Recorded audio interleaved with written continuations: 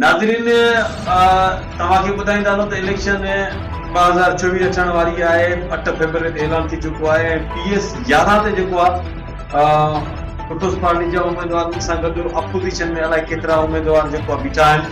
पर लाड़काणे जो हींअर तव्हांखे छा ॾेखारींदासीं त रायल चौक ते, अब्बास चौक ते, उन खां पोइ जेको आहे मुख़्तलिफ़ गटरनि जा जेको आहे ढकण आहिनि ई कोन ऐं ग़ाइबु आहिनि। ऐं इहो मसइलो गुज़िरियल केतिरे वक़्त खां पियो हले पियो। कंहिं महिल ढकण ग़ाइबु आहिनि, कंहिं महिल जेको आहे उन्हनि जी ढकण जेको आहे भॻल आहिनि, पासीरा आहिनि। ऐं आम माण्हू पब्लिक जेको आहे अचण वञण खां तकलीफ़ में जेको आहे अचण वञण ट्रैफिक कीअं अचे, या बुज़ुर्ग आहे, बच्चा आहिनि, नंढा ॿार आहिनि, उन्हनि जे किरण जो ख़दशो बि आहे।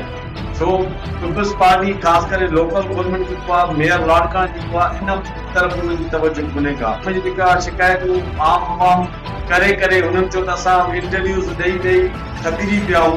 पर हुकूमत कुझु वक़्त लाइ जेको आहे लोकल गवर्नमेंट जेको आहे उहा पंहिंजो वर्क करे थी, उन खां पोइ वरी साॻी सूरत हाल शहर जी थी वञे। इनजे करे उन्हनि आम अवाम ऐं माण्हुनि मुतालबो कयो त हिन मीडिया जे तसल्लुल सां त असां साॻियो ई मुतालबो आहे त गटरनि जा ढकण